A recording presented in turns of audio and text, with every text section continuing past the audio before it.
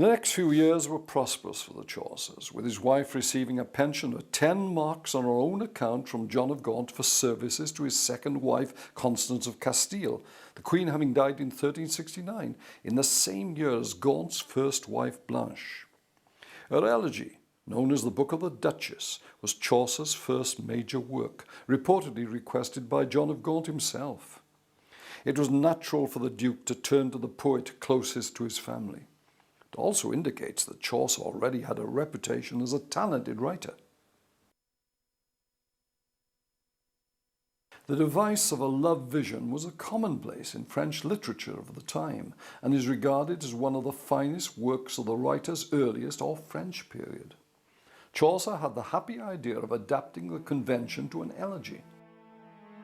The narrative takes the form of a poet's dream, enclosing other stories, but whose main drift is the tale of a black knight who has played a game of chess with fortune and lost.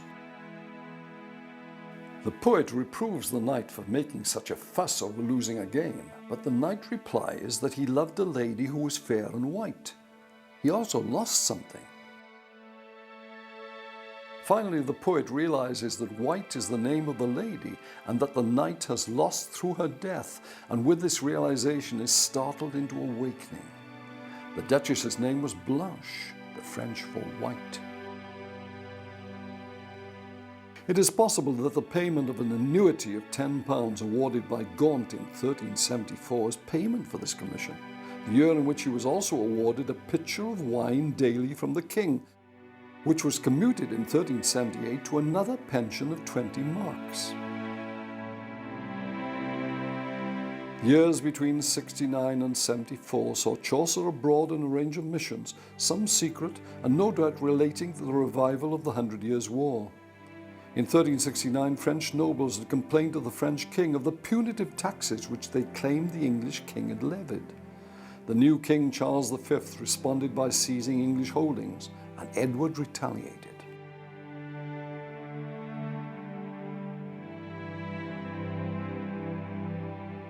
In 1370, Chaucer accompanied the Duke of Lancaster on his expedition into Picardy, and between December 72 and May 73 he was in Italy negotiating the choice of an English port with the Genoese. This may have been the occasion of his gaining familiarity with the Italian language and literature. He is unlikely to have ever met Boccaccio, whose writings were to provide the foundation of the Knight's Tale and the Franklin's Tale in the Canterbury Cycle, as well as another of his major works, Troilus and Cressida. The great Italian Renaissance poet was seriously ill with advanced congestive heart failure, was to die within 2 years. But his influence on Chaucer was profound. Like Chaucer, he delighted both in the sacred and profane, being prepared to take either to extremes. About 60% of what he writes is what he would have regarded as translation, and which is why he calls himself the great translator, or I think Deschamps calls him the great translator. He was making available the storehouse of European knowledge and literature in English. You've got somebody like Gower who writes one poem in French, one poem in Latin, and one poem in English. So he's got a different agenda. He's not tied up with the court. Chaucer's producing what the court needs, what the king needs.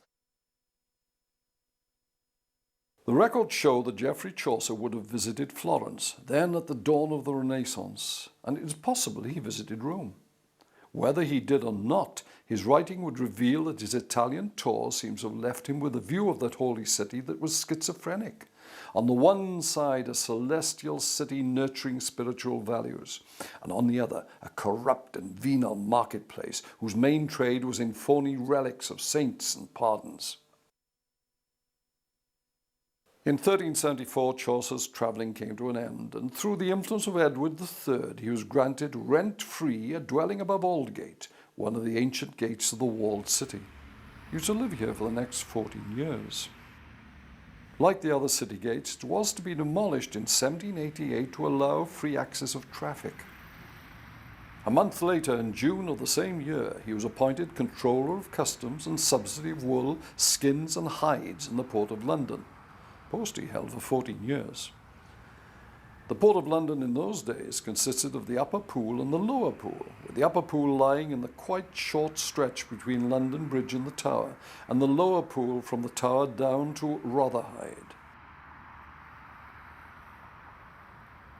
At that time, London Bridge was the only bridge over the river, functioning not merely as a crossing, but supporting literally a thriving residential and commercial community. One condition of his employment was that he would write the rolls with his own hand, presumably to ensure that he was there to oversee the work. However demanding the job may have been, it did not prevent his development as a poet, and in The House of Fame, the poet humorously describes himself being scolded by an eagle for his unsociable habits. For when you have finished your work and added up your accounts, instead of resting or finding new things to do, you go home straight away, as dumb as a stone. You flop down with a book and sit there looking stunned. This again takes the form of a dream poem and is a meditation on the nature of fame, but unlike the earlier work, it is rich in humour, which has led some to suggest that, amongst other things, it is a skit on Dante, a master whom Chaucer nonetheless greatly respected. Two Kentish wardships were granted to Chaucer, including in one case lands that brought in emoluments of £104. He was also in receipt of considerable moneys from fines relating to customs infractions. The fine of John Kent for exporting wool without licence came to over £71 and was handed over to the controller. Added to this, he was again employed from 1376 with a number of secret missions, with the Exchequer rolls explicitly stating that in February 1377 he went with no less a person than Sir Thomas Percy, the Earl of Northumberland, on the King's secret affairs. He was also sent to France with two other envoys in the delicate matter of putting forward proposals for a marriage between the heir to the throne and the daughter of the French king. So frequently were his skills required that the requirement he should sign the customs rolls personally seems to have been forgotten, and he was allowed to employ a deputy. 1377 was to be a year that was hugely influential in helping to shape Chaucer's and England's future. In that same February, he was abroad. His patron, John of Gaunt, accompanied by Earl Percy, was to have a serious altercation with the Bishop of London, in which the Duke threatened the bishop with physical violence, at the same time swearing he would bring the princes of the church to their knees and hinting that they might be stripped of their possessions. At the centre of the storm was the man who has been called the Morning Star of the Reformation, John Wycliffe. Wycliffe was the foremost thinker of his time at Oxford University, both a leading educational institution and one that had managed to preserve independence from church domination, due to the simple fact that there were more lay students of arts than there were those aspiring to orders, who were consequently outvoted in matters regarding institutional erection. This had allowed Wycliffe to develop theories that were profoundly disturbing to the conservative upper echelons of the church. At the heart of his teaching was the belief that the church should be poor, as in the days of the apostles. He held that church property should be secularized, and there were many who, like Gaunt, were more than willing to release the clerics from the worldly cares relating to their material possessions and take up the burden themselves, in order to allow the clerics to dedicate themselves more completely to things spiritual.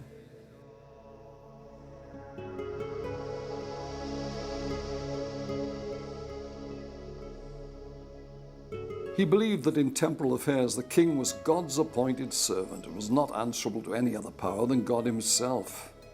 This was welcome news to the king's ears. What was more, he was instrumental in having the Bible translated into English, and it is thought that he himself translated the four Gospels. Early innovations in printing meant that for the first time the Word of God was made available to the masses. The jewel of the clergy has become the toy of the laity, or so the men of the cloth said. No longer would the population have need of a priest to bring God's law to them. They would be encouraged to think for themselves, with all the problems that entailed for those who wished to see learning restricted to a privileged few. It was bad enough when the affairs of the church were criticised from within and in Latin. With Wycliffe's preference for teaching in English, together with his view that the church should surrender its wealth and abolish all the practices that led to its accumulation, the whole fabric of the ecclesiastical establishment was at risk. Wycliffe, in the 1370s, John Wycliffe had created this groundswell of protest against the commercialisation of the church. What had happened is the church, by the end of the 14th century, the church had become a very much commercial organisation. They were making money hand over fist out of everything like pilgrimages, relics and all this kind of stuff. And they'd become a very much political power base. And John Wycliffe criticised this and and it struck a spark throughout the kingdom.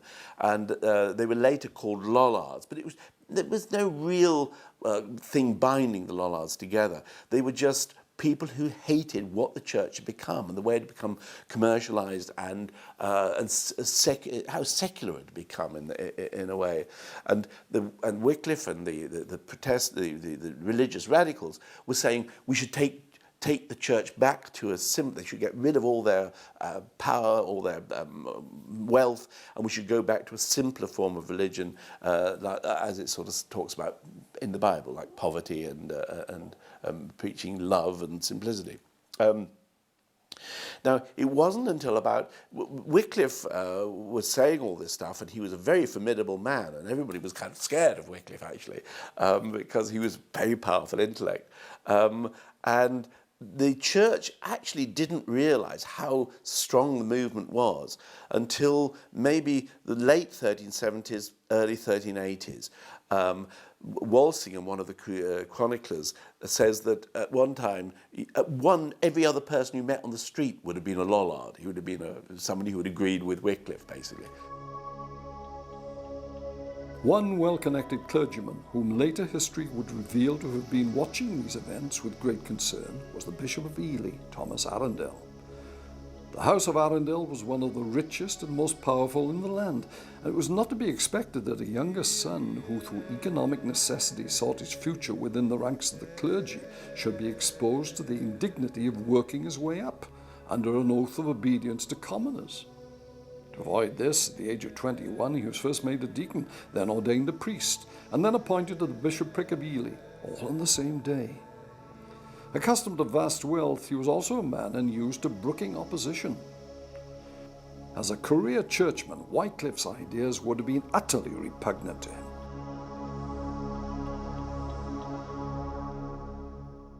William Courtenay, the Bishop of London, who had summoned Wycliffe to St. Paul's to explain the wonderful things that had streamed from his mouth, as his opponents put it, was another such, already a skilled politician, flavouring a rival faction to that of Lancaster. The examination never took place, as the meeting broke up in anger.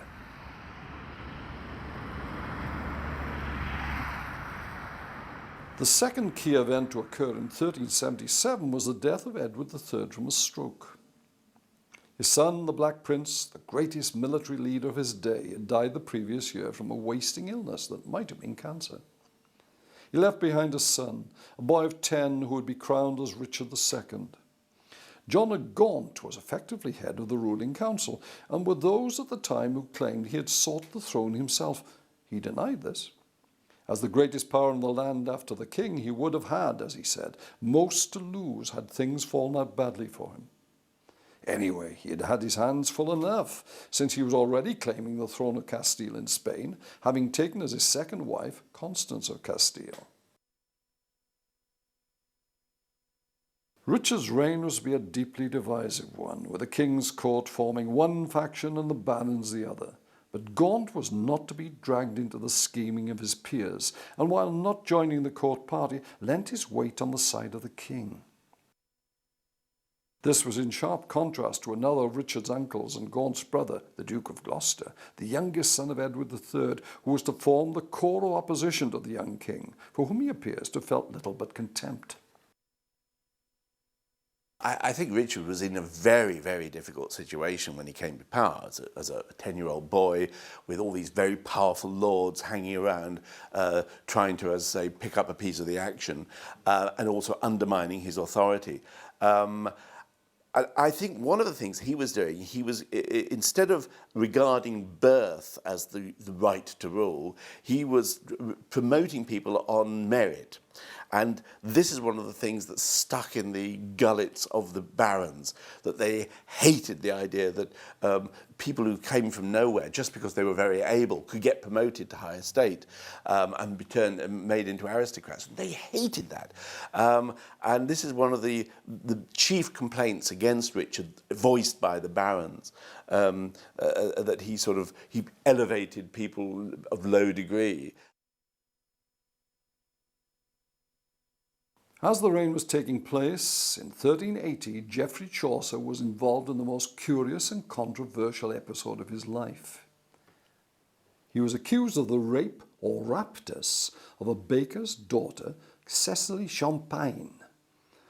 The documents relating to it consist first of a document releasing Chaucer from any legal proceeding involving the raptus, and 3 days later from all kinds of action, not only concerning felonies, but all other kinds of actions. Along the way, Chaucer had to wheel out his contacts amongst the great and good in his defence, and had handed over the considerable sum of £10 to the young lady, and the affair remains murky and unsettling. Clues in Chaucer's writings are a little ambiguous as to his feelings regarding rape. While the Wife of Bath's tale makes no questions about the criminality of the act, the Reeve's tale involves a young woman being taken before she has time to protest, and it is made clear that she enjoys the sex. The 100 Years' War stuttered on despite the death of the Black Prince and Edward III, and like all wars, was a very costly business. The attitude of the barons who drove the business forward was that the spoils of war were private, but that the funding should be public. The easiest way of ensuring that the poor and less well-off paid more proportionately than the rich was through the means of a poll tax, where everyone in the country paid exactly the same regardless of their wealth or lack of it. There had already been 2 poll taxes levied in short succession when a third was called for, and this was the spark that was to ignite a disconsolate country. Of course, in 1381, the peasants revolted, the biggest revolt, I suppose, in the Middle Ages anyway. Often it's said that the main cause was the poll tax. And this was, when we say a poll tax, it means poll a head. So it was a tax, it was a tax per head. And it was the same tax for everybody, whether you were rich or poor. So exactly like what Margaret Thatcher was trying to do in the 1980s. And this was the real cause for concern. I think possibly it was probably the war with France. For 40 years, England had been at war with France. Money had been bleeding out of the country. A lot of the barons were getting rich out of the war with France, but at the expense of ordinary people. And I think I think that and that was the reason for the poll tax, of course, was to pay for the war with France. In 1381, the commissioners collecting the taxes were first set upon in Brentwood, northeast of London. Houses and manors were sacked, and on the 7th of June, the rebels chose a figure who had stepped from the void into history, Wat Tyler, at the town of Maidstone in Kent. Heading south, they took Canterbury, and sweeping into the cathedral, called to the monks to elect a new archbishop, for the current one was a traitor who would shortly be beheaded. It was then they found the ideal candidate themselves, John Ball, a vagrant priest whom they released from the archbishop's prison. Ball's views were far more revolutionary than Wycliffe's and formed part of the thread of proto-communist views that runs through British history. As the mob turned back to London, they came to Blackheath, some miles to the east of the city, demanding to meet the king, with the claim they were coming to destroy the traitors and save the king. It is thought that at Blackheath, Ball preached his sermon. When Adam delved and Eve span, who was then the gentleman? A provocative text arguing for the social equality of all. Richard was courageously prepared to rise to the challenge and left the Tower in his barge, but the sheer density of the crowds on the banks of the Thames made it impossible for him to land, and he reluctantly returned. This appears to have been the signal for a full-scale attack on London, with a demand made for the heads of the Duke of Lancaster and other members of the King's Council, on whom they blamed their plight. The prison in Southwark was opened, and London Bridge being taken, they proceeded to the Fleet Prison, which they also forced. They marched on Temple, destroying the lawyers' residences and their records, before proceeding to the Great Palace of the Savoy, through which they rampaged, and then, with the aid of gunpowder, utterly destroyed. A man found looting was thrown into the flames. More prisons were opened, and in Cheapside a number of lawyers were beheaded.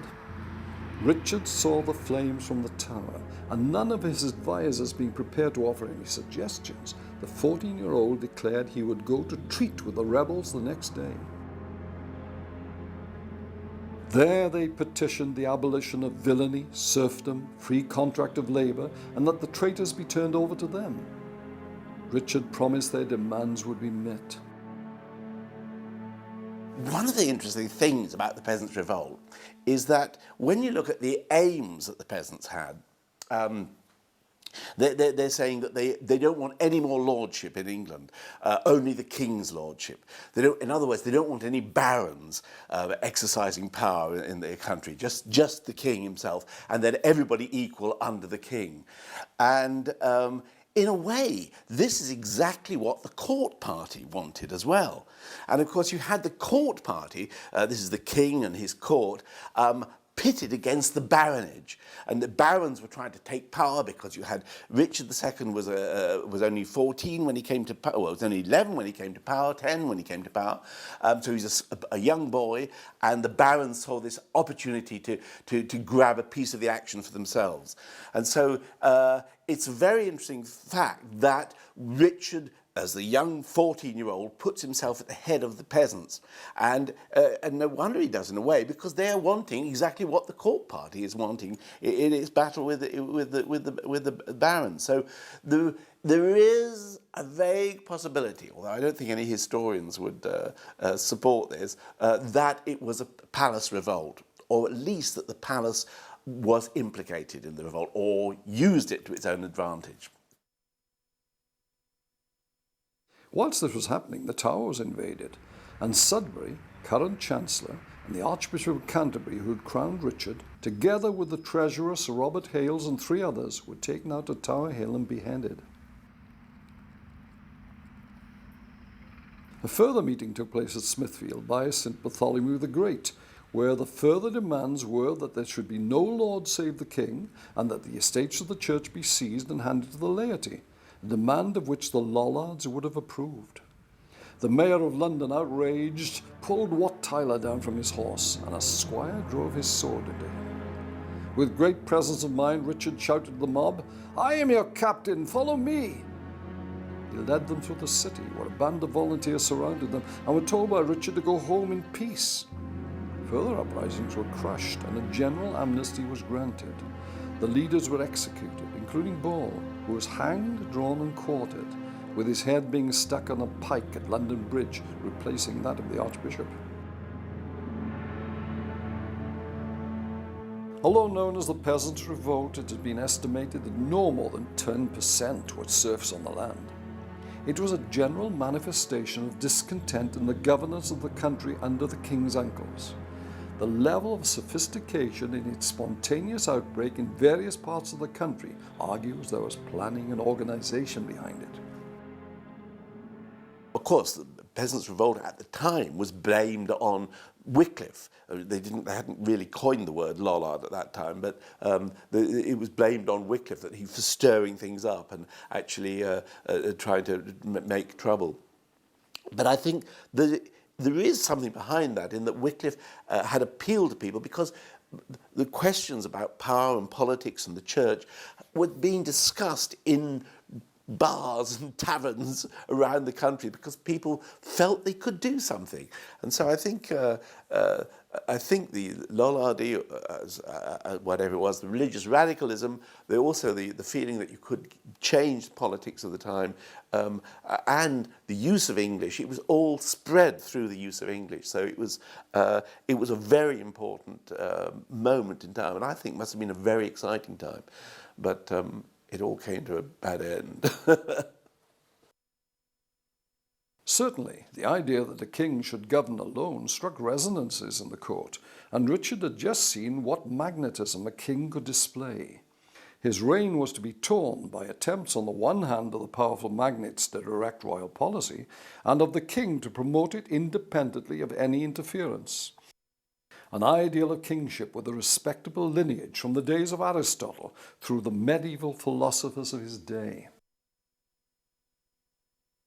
Richard II, in my view, he was brought up to be king. His father was was the Black Prince, who was the son of Edward III, and he was schooled to be the king almost from the beginning, or certainly from the moment his father died. And my suspicion is that when you look at his reign, you can see that he's trying to fulfill tick all the boxes in a rightful ruler. Now, fortunately, because we know that a lot of people wrote books about rules for princes, so we know a lot about the theory of what was a good prince or good king in the Middle Ages, what people thought was a good ruler. And they took all their ideas from Aristotle, basically. Aristotle divided kingship into there's rule by one man, rule by several men, rule by many men. And it's good if the people are acting in the interests of the people. So if the one ruler is acting in the interests of his people, it doesn't matter how much power he has, he is a good king, he's a rightful ruler. And the same goes for several people ruling, or the same goes for many people ruling. However, if you have one person ruling in his own interests, and not in the interests of his people, then he's a tyrant.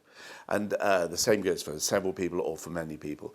And Aristotle said that the worst possible rule is the rule by tyrants, one individual acting in his own interests, and possibly the best possible, theoretically the best possible rule is one person acting in the interests of his people.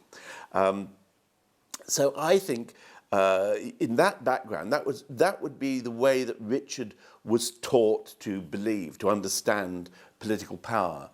And it was also reckoned that peace was a very important thing, peace within the country. So Richard, as king, needed to stop this war, constant warring with the baronage. And you had people like Earl of Gloucester, the